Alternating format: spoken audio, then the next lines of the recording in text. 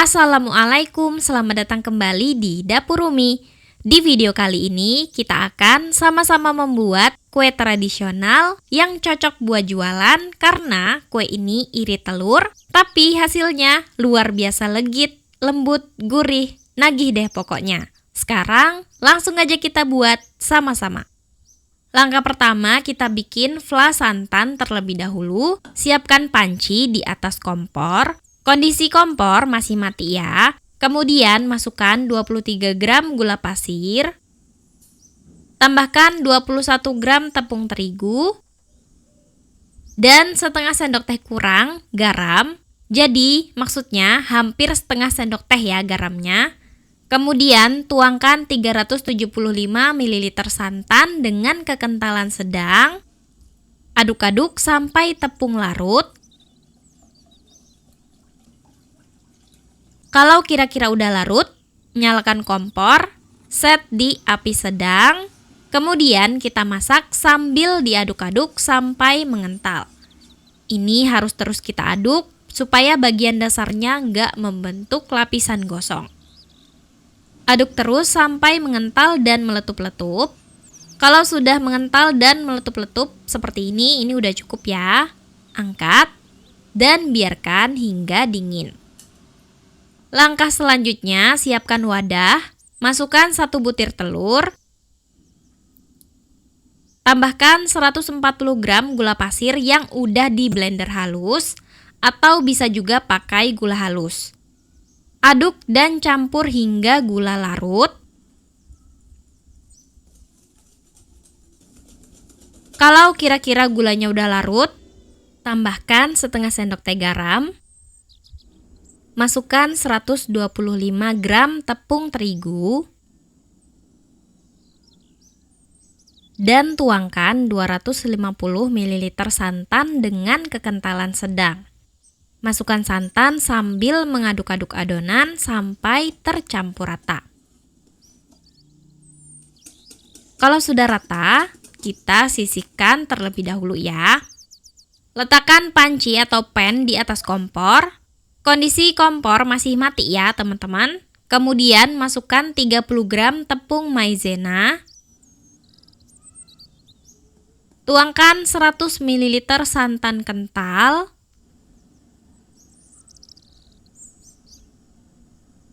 Aduk-aduk hingga rata terlebih dahulu sampai tepung maizenanya larut.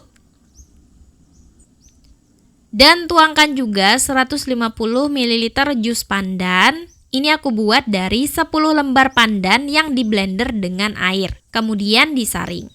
Detailnya teman-teman bisa cek di kolom deskripsi. Kemudian aduk hingga rata. Nah, di sini kalau teman-teman mau menambahkan pewarna hijau atau pasta pandan, boleh ya. Bisa ditambahkan sesuai selera.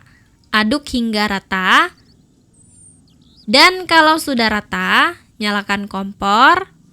Kemudian kita masak sambil terus diaduk-aduk sampai mengental. Harus terus diaduk ya supaya bagian dasarnya itu nggak gosong. Aduk terus sampai mengental dan meletup-letup. Nah, kira-kira seperti ini ya. Ini udah cukup, kekentalannya udah pas. Angkat, kemudian masukkan ke dalam adonan telur yang udah kita siapkan tadi. Aduk dan campur hingga merata. Sampai semua adonan pandan menyatu dengan adonan telurnya. Ini adonannya memang kondisinya panas kita campurkan. Karena kalau kita nunggu dingin, adonannya tuh bisa berkulit dan bergerindil saat dicampur ke adonan. Nah, kalau udah rata seperti ini, siap untuk digunakan. Aku pindahkan dulu ya ke wadah seperti ini supaya mudah untuk dituang. Boleh disaring seperti ini supaya hasil adonannya mulus. Nah, di sini aku juga udah siapkan fla santan yang udah kita buat tadi. Disaring dulu baru dimasukkan ke botol saus atau kecap seperti ini ya, supaya mudah diaplikasikan. Siapkan cetakan kue talam. Aku gunakan cetakan ukuran kecil. Olesi dengan minyak supaya tidak lengket.